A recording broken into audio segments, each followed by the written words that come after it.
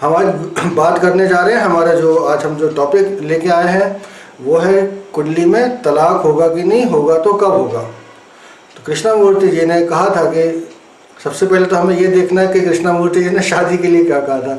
तो कृष्णमूर्ति जी ने कहा था अगर 7th का उसका सब लॉर्ड 2, 7, 11 में से किसी का भी सिग्निफिकेटर है तो मैरिज प्रॉमिस्ड है। फिर मैरिज कब होगी, जो भी planets 2nd house, 7th house, 11th house के म्यूचुअली सिग्निफिकेटर होंगे उनके कंजॉइंट महादशा, अंतरदशा और प्रत्यंतर में शादी होगी और सन की ट्रांजिट से हम वो समय निकाल सकते हैं कि वो एग्जैक्टली कब होगी। फ़ोन पे उत्तर देना पॉसिबल नहीं होता क्योंकि जनरली जो कॉलर होता है वो बहुत जल्दी में आंसर चाहता है और बहुत बेवकूफ़ी के सवाल भी लोग करते हैं जो कि बहुत बार एस्ट्रोलॉजिकल नहीं भी होते हैं। बट ठीक है, सभी को अपनी अपनी बात करने का अधिकार है और as an astrologer I can only answer whatever I feel is logical and what should be answered. Anyways, तो जब शादी हो जाती है उसके बाद ही तलाक होता है मित्रों। तो आपने देखा होगा कि कुंडली मिलान एक बहुत अच्छी प्राचीन विधि चली आ रही है। बहुत से जो पंडे होते हैं उनके पास एक सॉफ्टवेयर हुआ करता था, कुंडली प्रो।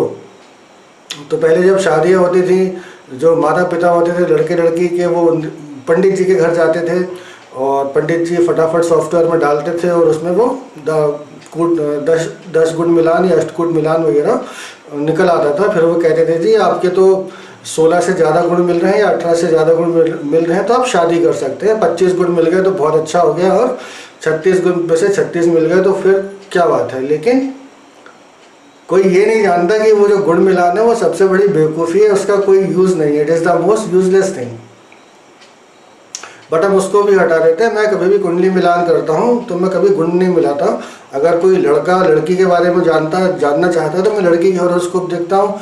कोई लड़की या उनके फादर लड़के के बारे में जानना चाहते हैं तो मैं लड़के की हॉरोस्कोप देखता हूँ, कुंडली देखता हूँ। क्योंकि हमें बेसिकली ये देखना है कि मैरिज में लॉन्गेविटी है कि नहीं, नेचर कैसा है, एमिकेबिलिटी कैसी रहेगी, इतना है। और फिर प्रोजेनी देखी जाती है कि प्रोजेनी संतान की क्षमता है कि नहीं कुंडली में, संतान की प्रॉमिस है कि नहीं कुंडली में। उस पर मैं एक अलग वीडियो बनाने वाला हूँ। बहुत सारे हॉरोस्कोप्स इकट्ठे होते रहते हैं, वार्ता ऐप के थ्रू ही आप लोग मुझसे बात करते हैं जनरली, और इसी पे हम लोग बात करते रहेंगे। तो अभी का जो वीडियो है तलाक। तो फिर क्या होता है कि जब शादी हो जाती है, जब कुंडली मिला ली जाती है, 25 गुण 28 गुण मिल जाते हैं, उसके बाद आता है फैमिली लॉयर, क्योंकि बनती नहीं है। आज का जो समाज है उसमें अगर हम देख रहे हैं, चाहे वो कोई भी धर्म हो, चाहे वो हिंदू हो, मुस्लिम हो, क्रिश्चियन हो, सभी में इक्वली डाइवोर्स होता है। पॉलिटिकली बहुत सी चीज़ों के बहुत से अलग मतलब होते हैं, बट एक मैन टू वुमन लाइफ में या एक फैमिली टू फैमिली लाइफ में डाइवोर्स होता ही होता है अगर कुंडली में कुछ चीज़ें देखी नहीं गई हो तो।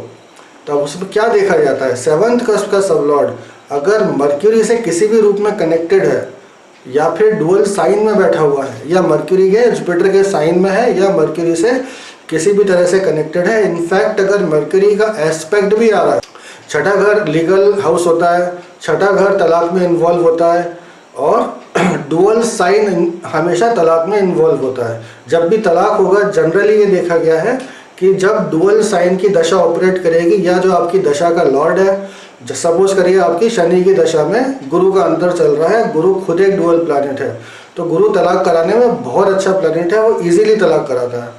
सपोज कीजिए आपकी शनि में मंगल की दशा चल रही है या मंगल में शुक्र की दशा चल रही है, वीनस मर्क्यूरी के स्टार में है या वीनस खुद डुअल साइन में है या मंगल वीनस दोनों डुअल साइन में है, तो उस जॉइंट पीरियड में तलाक होगा। तलाक को पिन पॉइंट करना बहुत ईजी नहीं होता। पहले के समय में क्या होता था कि एक फिक्स पैटर्न पे कोर्ट चलते थे। आजकल तो केसेस इतने लगे हुए हैं, फिर इतने सारे कानून के लूप होल होते हैं। लेकिन हाँ, ये हम बिल्कुल देख सकते हैं कि शादी चलेगी कि नहीं चलेगी, दैट वी कैन 100% से।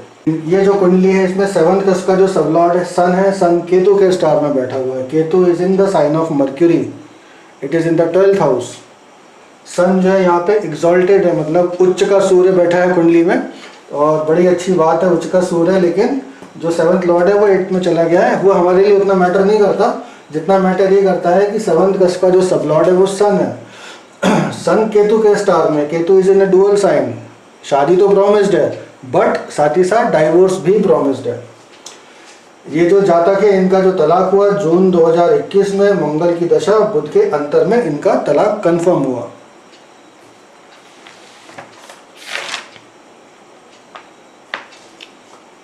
अब यहाँ पे हम देखें तो अगर मंगल को देखें तो मंगल अष्टम भाव में है और मरकरी खुद जो है वो डुअल साइन में बैठा हुआ। मरकरी, राहु, वीनस, जुपिटर सब कंजॉइंड है।